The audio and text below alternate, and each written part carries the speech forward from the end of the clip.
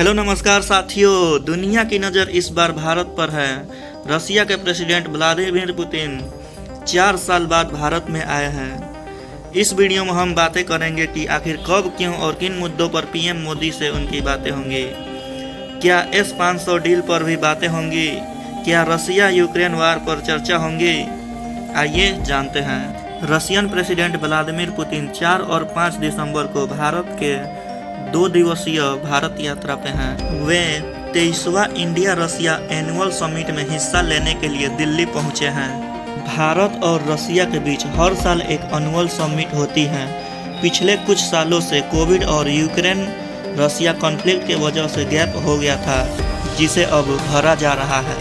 दुनिया भर में चल रही तनाव के बीच भारत और रसिया का मिलना ये दर्शाता है कि इन दोनों के बीच की दोस्ती अभी मजबूत है। वेस्टर्न कंट्रीज के प्रेशर के बावजूद भारत अपनी स्वतंत्र विदेश नीति पर कायम है।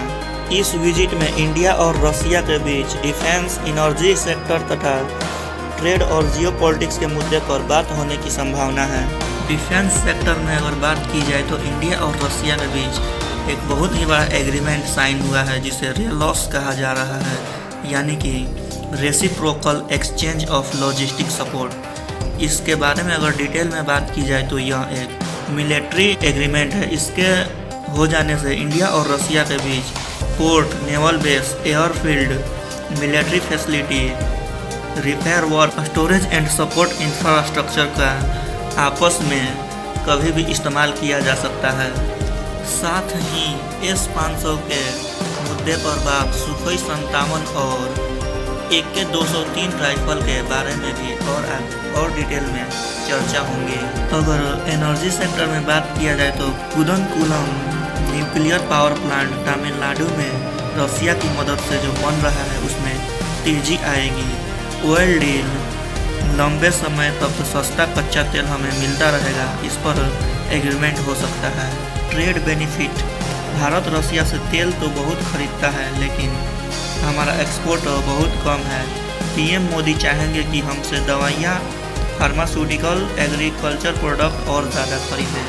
पेमेंट सिस्टम, सैंक्शन की वजह से पेमेंट में जो दिक्कत आती है, इसलिए रूबल पेमेंट मैकेनिज्म को और मजबूत करने पर चर्चा होगी ताकि डॉलर पर निर्भरता कम पड़े।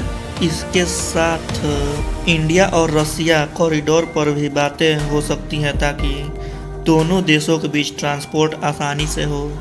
तो दोस्तों, पुतिन का ये दौरा सिर्फ एक मीटिंग नहीं बल्कि ग्लोबल पॉलिटिक्स को एक बड़ा सिग्नल है। भारत अपने पुराने दोस्तों का साथ निभाता है और अपने नेशनल इंटरेस्ट को आगे रखता है। आपको क्या लगता है, क्या भारत को इस विजिट से फायदे होंगे? अपना राय कमेंट करके ज़रूर बताएं। तो मिलते हैं अगले वीडियो में, तब तक के लिए जय हिंद।